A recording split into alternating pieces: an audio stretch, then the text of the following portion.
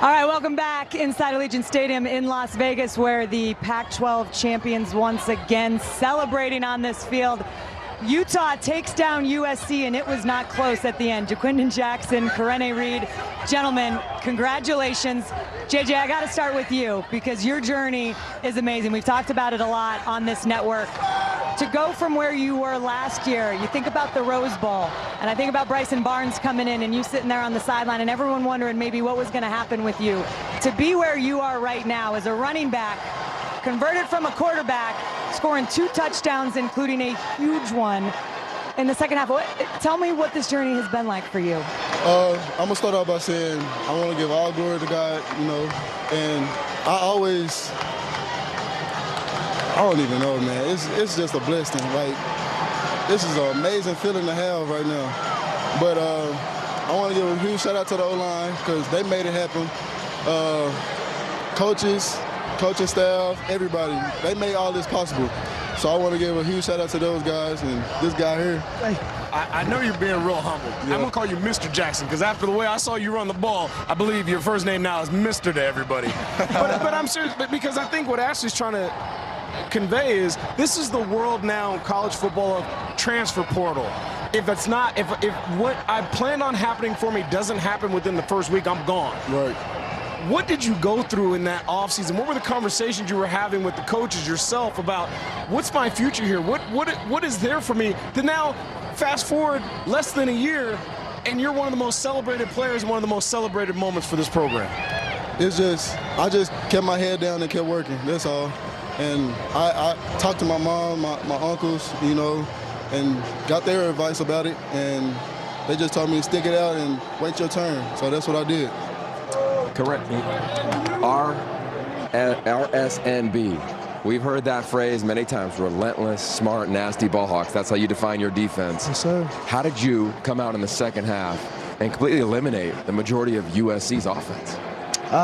We felt like we had the momentum, so we went into that locker room where we felt like we had them on their heels, and we made a decision to go after them while they're down. And like you said, that's been our culture since as long as I can remember. So we went with that and stuck with it. Young Mr. Reed, what I noticed is there was a lot of blitzing tonight. How many blitzes were called in that game today? Seriously. 80-90%, I don't know. Yeah, you guys brought 5 and 6 a bunch. Yes, sir. You brought the pressure on. Yes, sir. Nicely done. Yeah. I mean, yeah, Coach Scally prepared us all week and said, hey, we know we're going against a great quarterback, but we're not going to shy down. Let's go after him and see if we can handle it. I know before we get into some of your story, though, I got to wonder, did you guys know early on that something was going on with Caleb Williams that made you maybe ratchet up the dial of blitz that was going on there, or was it like you guys all of a sudden figured out late in the game that maybe it wasn't the same? No, I had no idea. Yeah. And the fact that I don't know, I'm sure no one else did either.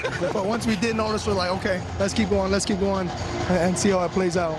I look at the box score, USC 1 of 12 on third down tonight, 56 rushing yards.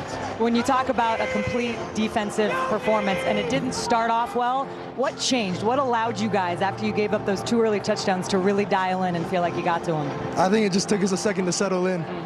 We trusted in what Coach Scally drew up. We didn't make many changes, but we trusted the coaches and went from there. JJ, I got to tell you, I was looking at my phone and there was a picture that popped up from last October after you guys beat USC in the Coliseum for the first time. And here it is right here. You're holding that 22 poster and the smile on your face. It's one of my favorite pictures that I have. And we've got Donna Lowe, Aaron's mom, and Taka Jordan, Ty's aunt, here. I know you're close with their families. I know you were close with Ty and Aaron.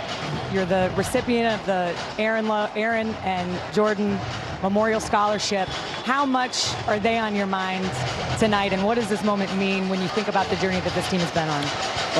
They on my mind every day, every single day. If some days I'd be like, I don't even want to do this, but I have to think about Ty and Alo and what would they do, because when Ty died, Alo made sure that he did everything in his power to keep pushing, and that motivated me to do better as a person.